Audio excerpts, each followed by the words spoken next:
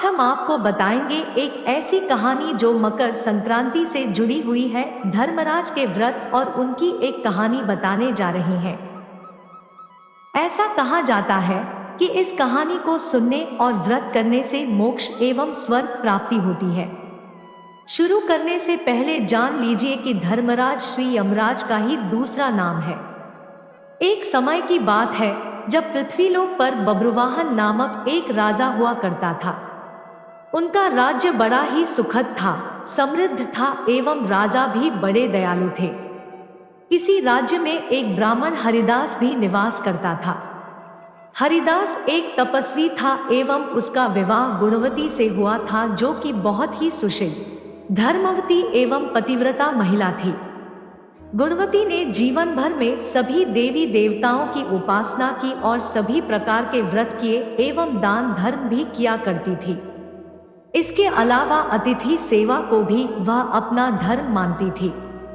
ऐसे ही हंसी खुशी और ईश्वर की उपासना करते हुए वह वृद्ध हो गई।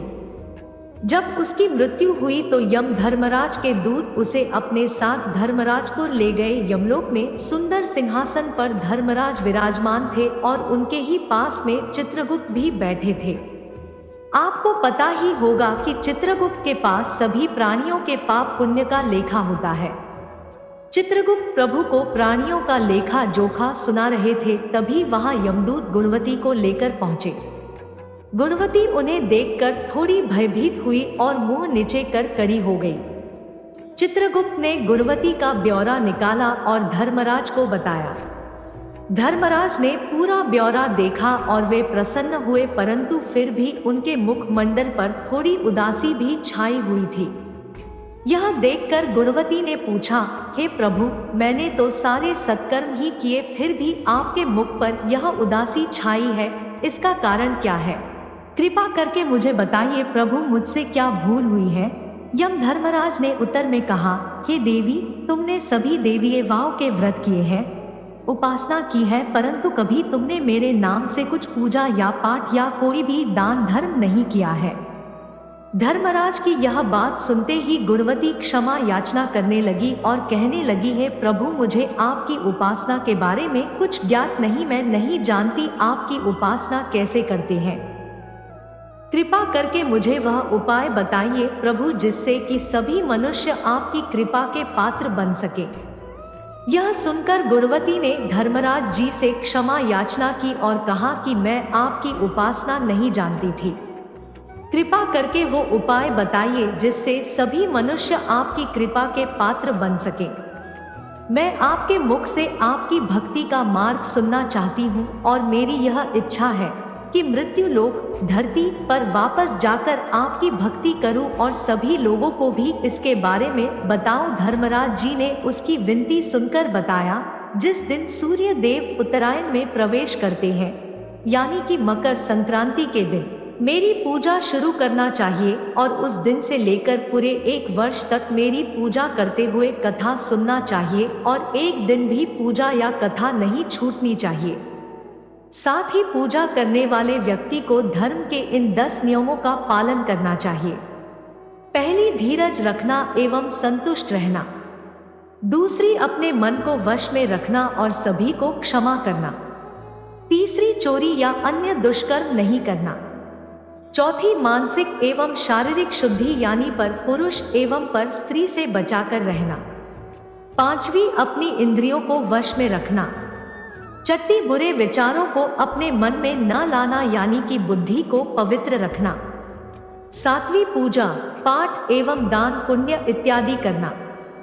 आठवीं, व्रत करना एवं व्रत की कहानी सुनना। नौवीं, सच बोलना एवं सभी से अच्छा व सच्चा व्यवहार करना। 10वीं, क्रोध न करना।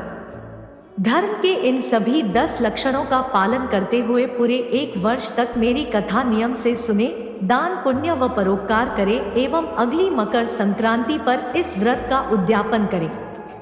अपने सामर्थ्य से मेरी एक मूर्ति बनाकर विधि विधान से प्राण प्रतिष्ठा करवाकर हवन पूजन करें एवं साथ ही चित्रगुप्त की भी पूजा करें एवं काले तिल के लड्डू का भोग लगाएं, ब्राह्मण भोज करवाएं व बांस की टोकरी में 5-5 सेर अनाज का दान करें। इसके अलावा गरीबों या जरूरतमंद को गद्दा, तकिया, कंबल, छप्पल, लोटा व वस्त्र आदि का दान करें। हो सके तो गौ दान करें। धर्मराज से व्रत की पूरा कथा सुनकर गुणवती ने पुनः धर्मराज से प्रार्थना की और कहा, हे प्रभु, मुझे फिर से मृत्युलोक में जाने दीजिए, जिससे मैं आपके व्रत को करूं और इस व्रत का प्रचार भी लोगों में कर सकूं। इस पर यमराज ने अपनी सहमति दी। धरती लोक पर गुणवती पुनः जीवित हो उठी और उसके परिजन प्रसन्न हुए। गुणवती ने धर्मराज से हुए वार्तालाप के बारे में अपने पतिदेव को बताया और कहा कि हम यह व्रत अवश्य करेंगे और धर्म के नियमों का पालन भी करेंगे। मकर संक्रांति आते ही गुणवती और उसके पति ने व्रत शुरू कर दिया और 1 वर्ष पश्चात इसका उद्यापन किया। इसी व्रत के प्रभाव से उन पर धर्मराज की कृपा हुई और उन्हें मोक्ष की प्राप्ति हुई। कथा का समापन हुआ। तो बोलो यम धर्मराज की जय।